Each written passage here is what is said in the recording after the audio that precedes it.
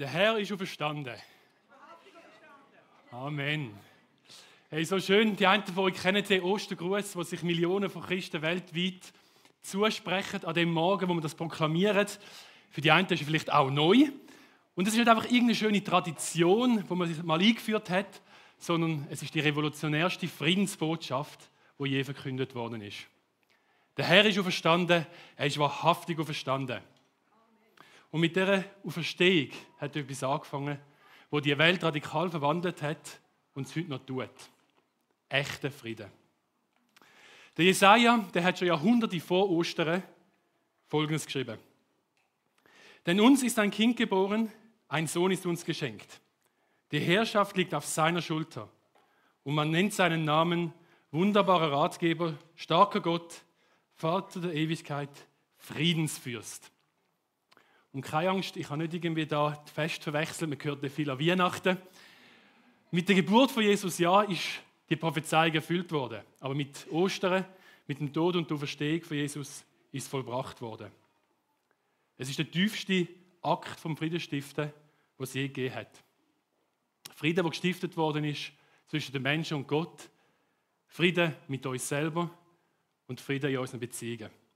Und um genau das geht es an Ostern. Jesus, der sein Leben hingegeben hat, um den wahren Frieden zu stiften. Frieden, das ist ziemlich ein grosses Wort.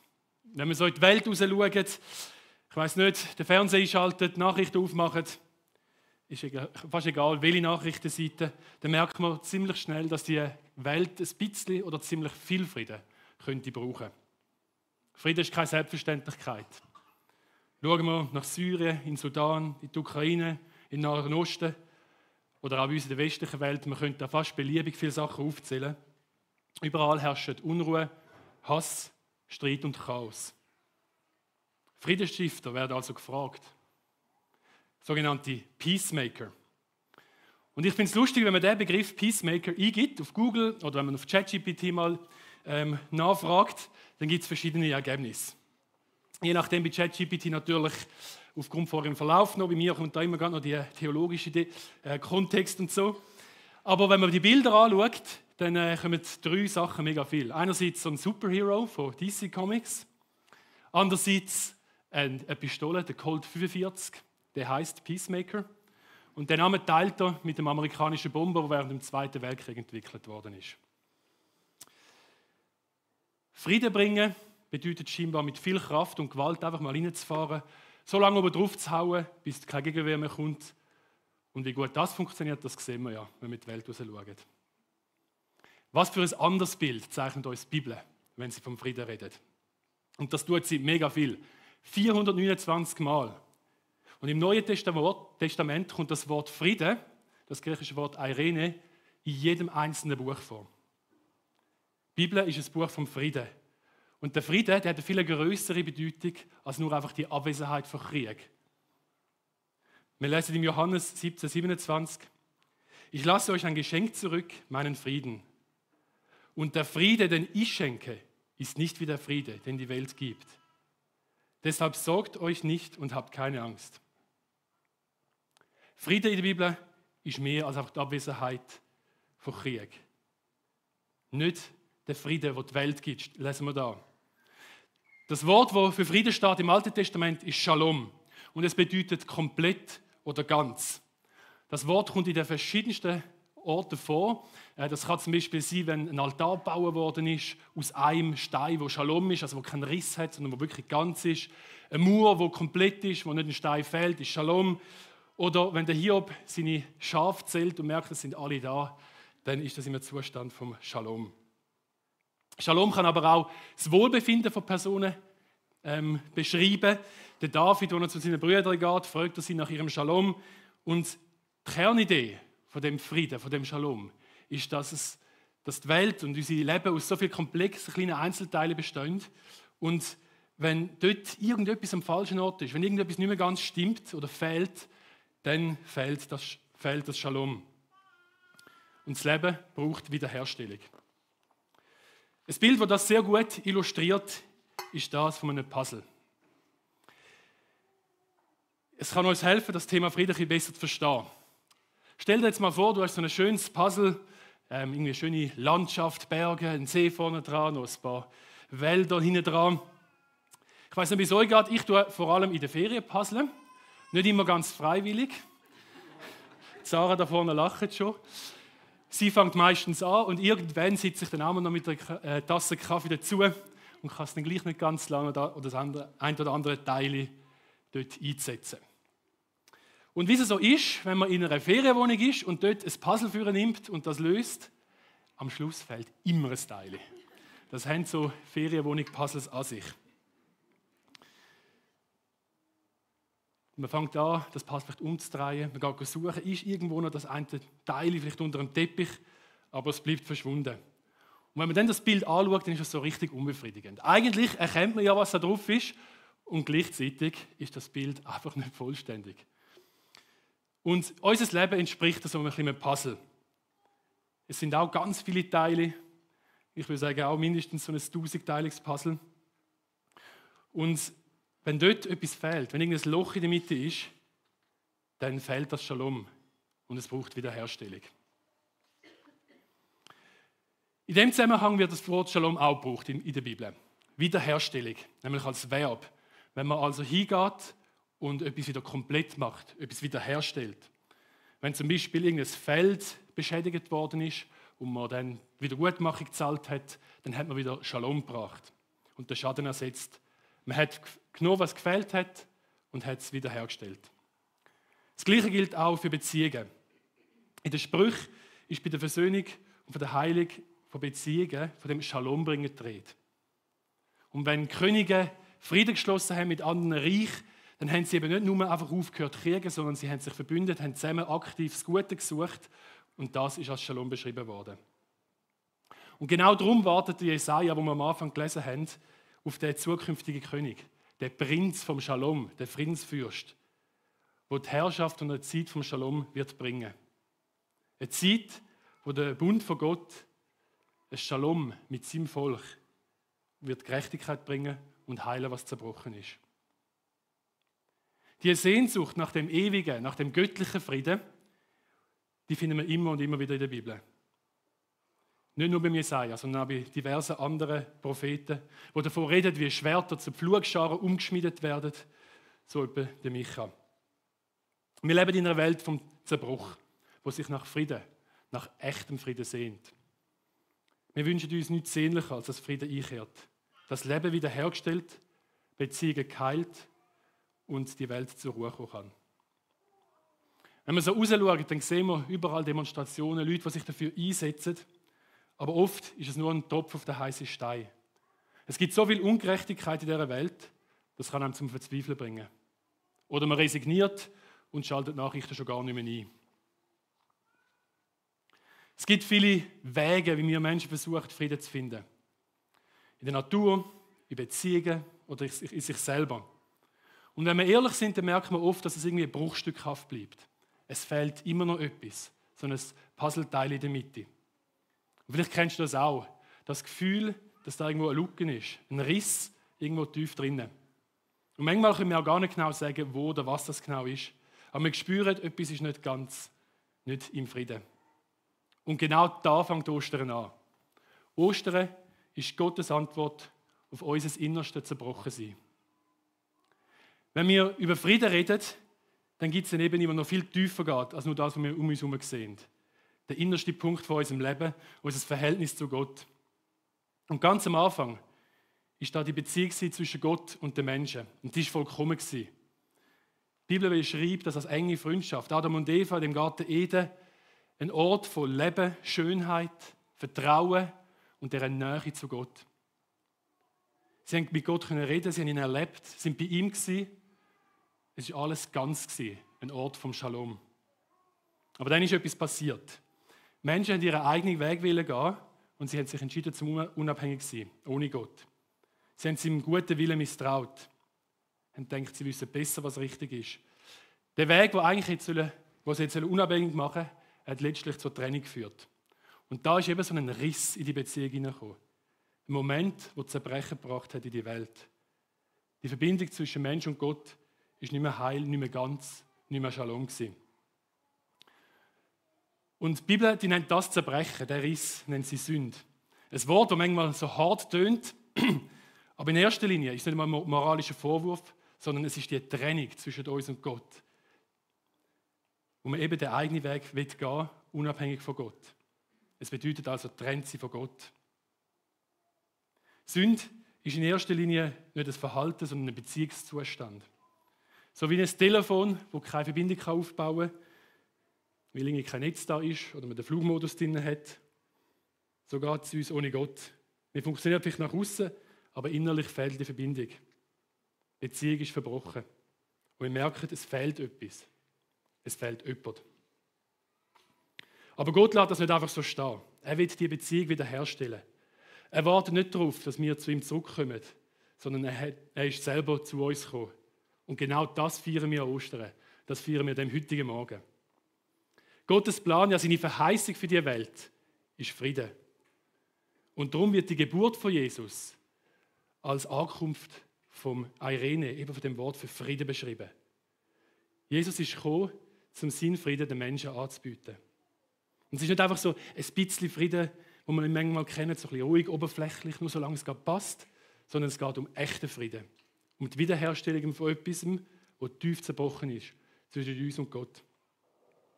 Und der Frieden hat seinen Preis. Und Jesus hat den gezahlt mit seinem Leben. Er ist verspottet worden, verurteilt, gefoltert, gekreuzigt. Warum? Weil er den Riss zwischen uns und Gott heilen wollte.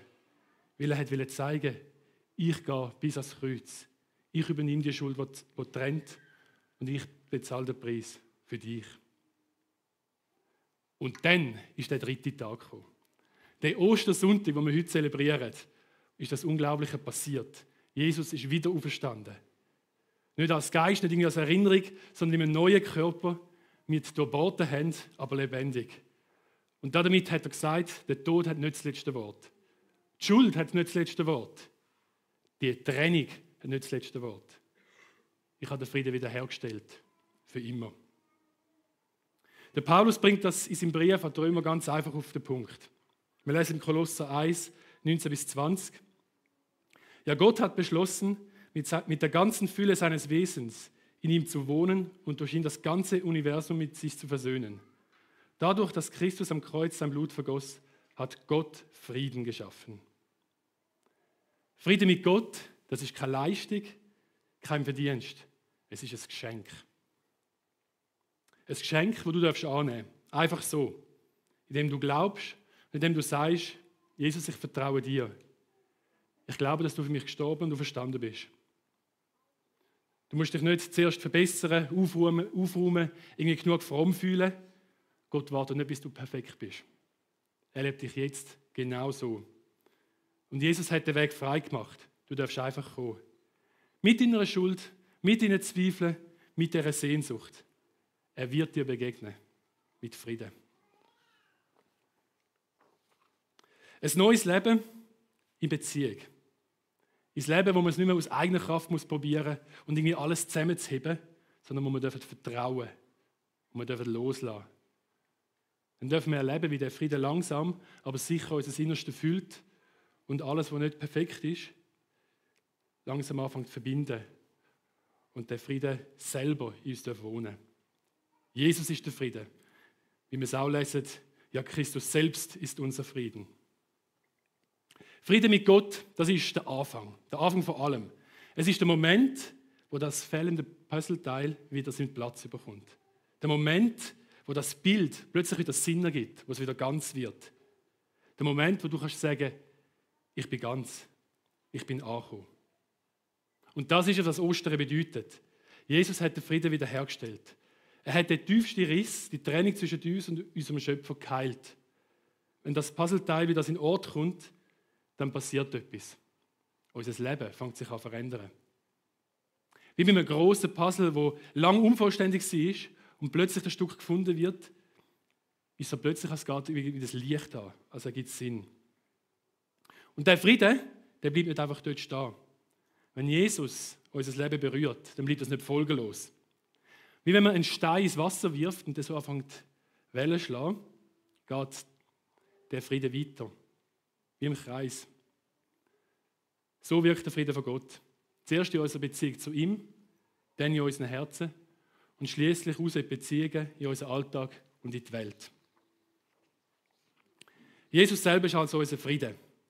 Er ist der komplette, ganze Mensch, wo wir ursprünglich dazu geschaffen worden sind und zu dem wir uns auch wieder machen. Und dann nehmen wir jetzt auch wieder die volle Bedeutung von Frieden, die wir vorher gehört haben. Ein Zustand, der komplett ist und wo kein Zerriss ist, wo nichts fehlt. Aber ganz ehrlich, wenn ich so mein Leben anschaue, wie oft bin ich eben nicht so zufrieden, unzufrieden. Bin ich nicht im Frieden mit mir selber. Ich habe oft irgendwie doch das Gefühl, dass etwas fehlt, dass ich nicht ganz bin und fange an, Sachen anzueilen und die Löcher zu stopfen. Selber das Puzzleteil zu finden. Und da gibt es ja fast unendlich viele Möglichkeiten. Wenn man das Handy aufmacht, dann wird uns das schön präsentiert auf Social Media. Man sieht, wie das Leben in Fülle könnte aussehen, oder zumindest auf den ersten Blick. Wenn ich auch dort an dem schönen Sandstrand könnte Ferien machen, dann könnte ich meine Seele baumeln lassen, dann käme ich zur Ruhe. Wenn ich auch ein altes Haus kaufen und renovieren, dann hätte ich einen Platz, wo ich Frieden hätte. Oder wenn ich die Welt bereisen würde, das gäbe die Freiheit. Zumindest das Letzte habe ich mit der Sarah zusammen 2 Jahre machen. Und ich kann aus Erfahrung sagen, wenn der Frieden nicht von innen rauskommt, dann können es die schönsten Berge in Patagonien und der schönste Sandstrand in Kolumbien auch nicht bringen. Es sind alles schöne Sachen und nicht schlechte Sachen per se. Aber sie können nicht Antwort sein auf unser eigenes Chaos. Genauso wenig, wie wenn man unsere Beziehungen flüchtet. Wenn man seine bessere Hälfte sucht und findet, dann ist man endlich nicht mehr halb. Eben, nicht, wenn man sonst nicht ganz wäre. Dabei ist es genau umgekehrt. Nur wenn wir zufrieden sind, im Frieden mit Gott und mit uns selber, können wir in Beziehungen hineingehen, sei das mit Freunden, Arbeitskollegen oder auch mit dem Partner. Und dann kann auch ein Frieden in die Beziehung hineinkommen.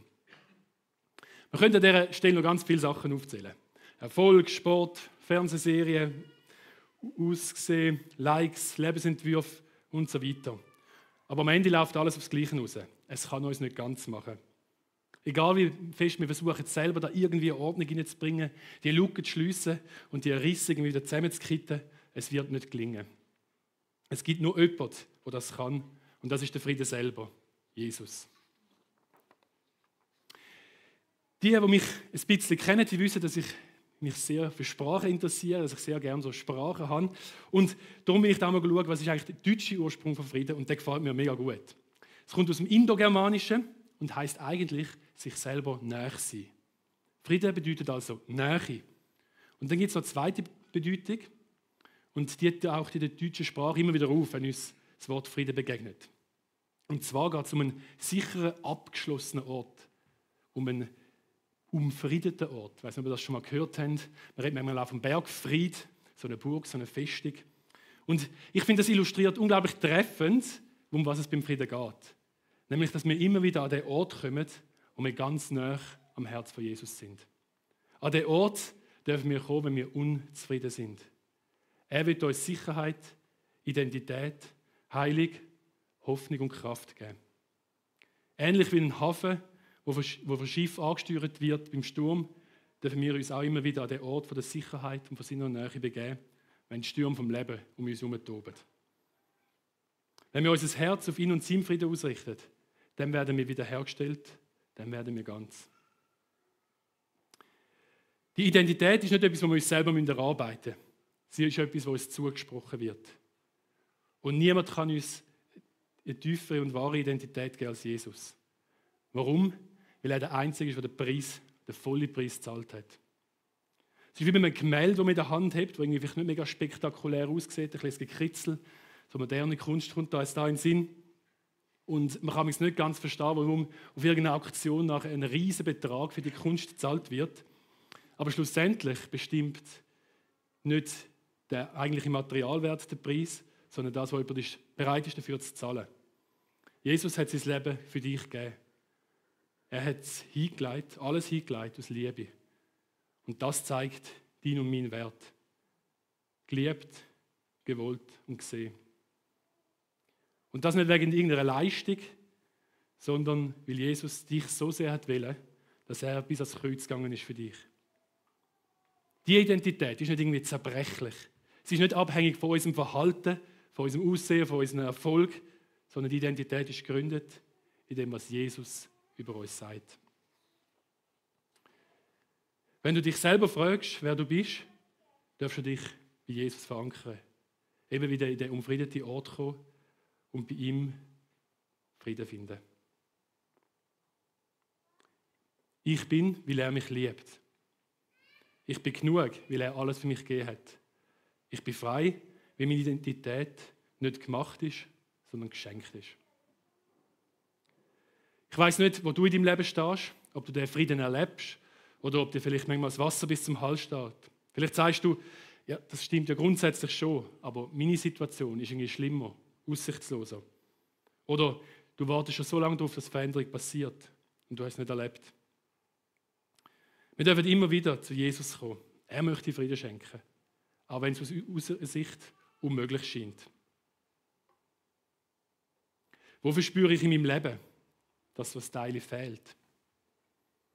Etwas, was mich innerlich unruhig und unvollständig sein lässt. Mit was versuche ich, die Leere oder Unzufriedenheit zu füllen? Und merke vielleicht, dass es mich doch nicht ganz erfüllt. Wie könnte es konkret aussehen, immer wieder an den umfriedeten Ort, den Ort vom Frieden zurückzukehren, näher ans Herz von Jesus und dort meinen wahren Frieden zu finden?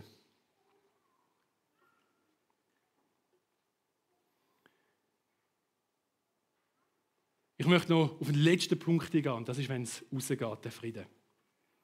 Weil der Frieden von Jesus, der hört nicht bei uns auf. Wir sind gerufen, zum Frieden zu stiften, den Frieden weiterzutragen.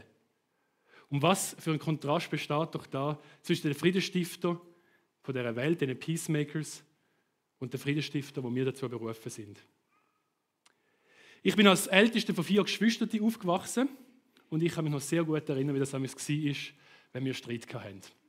Vor allem mit meinem Bruder zusammen, der ist noch 2 Jahre jünger. Wir haben uns oft und heftig gestritten. Und irgendwann haben sich die Eltern eingeschaltet. Dann haben wir antraben. Im besten Fall hat noch jeder seine Seite von der Geschichte erzählen. Und dann hat es geheißen, Frieden machen. Man hat sich mit der Hand gegeben, sich entschuldigt, meistens eher widerwillig. Hat das gemurmelt und dann hat man offensichtlich wieder Frieden gehabt. Ich merke, ihr kennt das auch. Ich kann mich noch sehr gut an die Gefühle erinnern, die dann in mir brodelt haben. Und ich kann euch sagen, Frieden war es nicht gewesen. Von echtem Frieden war das meilenweit weg gewesen. Und vielmehr ist eben einfach der Streit mal auf die Seite gelegt worden und man hat es nicht mehr offen ausgetragen. Das ist irgendwie so die oberflächliche Bedeutung von Frieden, die wir vom Anfang gehört haben. Das kommt dem ziemlich nach. Wie anders ist es, wenn wir wirklich Frieden stiften? Und das Problem ist, dass wir von unserer Sprache oft so ein bisschen in die Irre geleitet werden. Das bezeichnen wir doch jemanden, der so ein gemütlich oder ein ruhiger Mensch als friedlich. Und auch der Luther hat in seiner ersten Übersetzung, der Matthäus 5,9 so übersetzt: Selig sind die Friedfertigen, denn sie werden Gottes Kinder heißen. Mittlerweile hat man das korrigiert und auch in der neuen Luther-Übersetzung steht dann die Frieden stiftet. Weil im Griechischen ist das Wort aktiv. Das ist nicht etwas, was einfach passiert. Wenn man genug lang wegschaut, genug lang nicht irgendwie eben oben drauf haut. Frieden stiften und auch zu erhalten, das geht nicht von allein. Es geht darum, den Shalom zu bringen.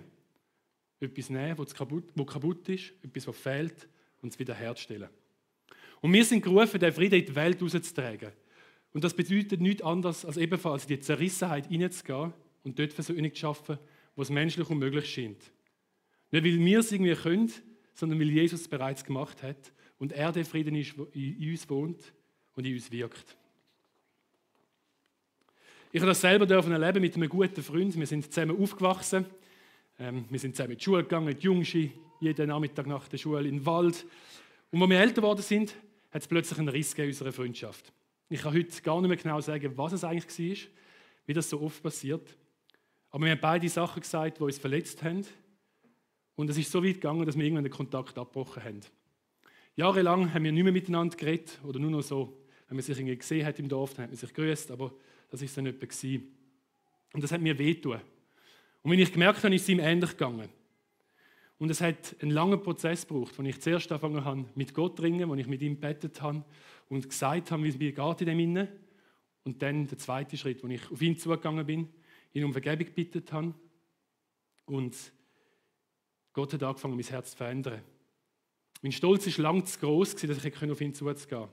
Ich wollte nicht der sein, der sich verletzlich macht. Aber als ich das dann endlich gemacht habe, hat Frieden und Wiederherstellung in die Beziehung kommen. Es hat seine Zeit gebraucht. Wir haben dann lange einfach so ein bisschen Kontakt gehabt, haben über die Sachen geredet und haben angefangen, die Beziehung wieder aufzubauen. Und vor 2 Jahren habe ich ihn und seine Frau vertrauen und der ist unwürdig Götti von seinem Sohn. Und das ist so eine Geschichte, die mich so berührt hat, weil ich so gemerkt habe, da hat das genau das passieren.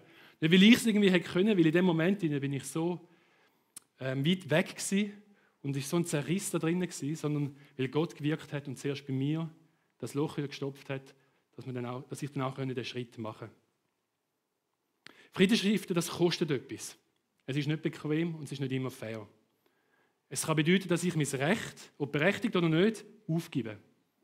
Dass ich den ersten Schritt mache, dass ich auf jemanden zugehe, auch wenn vielleicht der andere genauso den Schritt machen könnte. Es kann bedeuten, dass ich um Vergebung bitte oder vergebe, obwohl die Verletzung extrem tief sitzt. Manchmal kostet es meinen Stolz, manchmal meine Ruhe, manchmal meine Sicherheit. Frieden stiften heisst, die Mauer zwischen mir und anderen nicht irgendwie festzuheben, sondern Stein um Stein abzutragen. Das kann schmerzhaft sein, aber genau das hat Jesus gemacht. Er hat nicht gewartet in dem Abstand, bis wir einen Schritt machen, sondern er ist in die Zerbrochenheit hineingekommen und hat den ersten Schritt gemacht. Und weil er es gemacht hat, dürfen auch wir mutig werden und lernen, wie echter Frieden anfängt. Mit Liebe, die mehr will als Recht hat. Mit Mut, der sich verletzlich macht. Und mit einem Herz, das Versöhnung sucht. Gerade dort, wo das vielleicht allzu gross erscheint, wo wir an unsere Grenzen stoßen, dürfen wir wissen, wir sind nicht allein. Jesus geht mit. Er ist nicht nur bei uns, er lebt in uns. Und wie kraftvoll und tröstlich das ist, zeigt sich in einem Zitat, das ich mitgebracht habe, von Hans-Peter Reuer, hat es in einem Buch geschrieben. Wie oft denken und reden und beten wir so: Das schaffe ich nicht.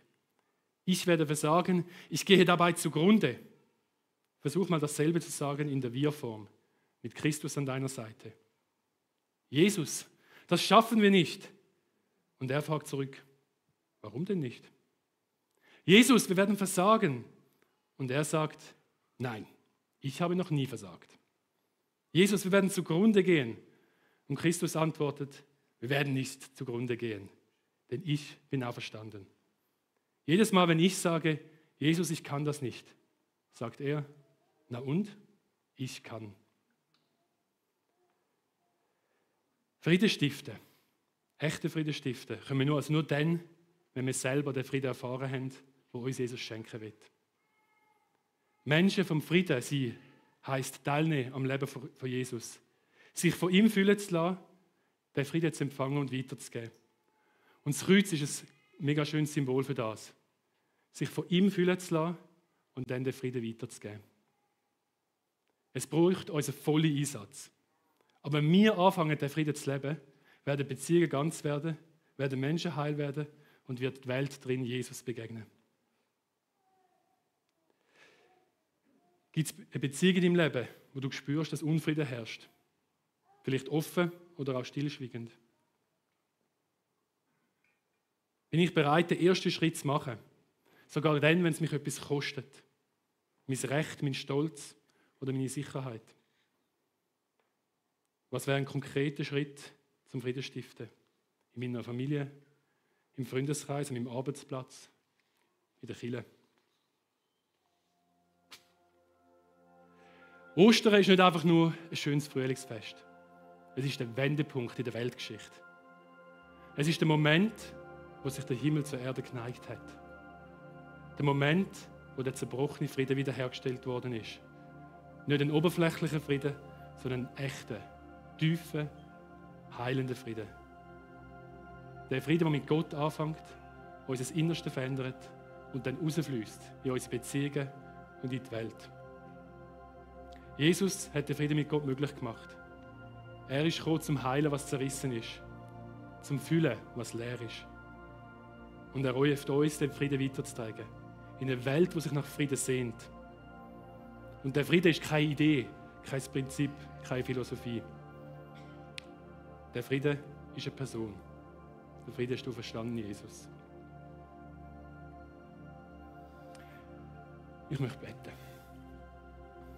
Jesus, du bist der Friede. Du hast den Riss zwischen uns und Gott geheilt. Du hast alles gegeben, dass wir wieder ganz sein dürfen. Und wir wollen dir heute unsere Herzen hinheben, mit allem, was zerbrochen ist. Überall, wo etwas fehlt, wo leer ist. Füll du mit deinem Frieden. Stell du wieder her, mach du ganz. Und sende uns, dass wir den Frieden weitergeben können, dort, wo du uns hinschickst. Wir wollen dir vertrauen. Amen.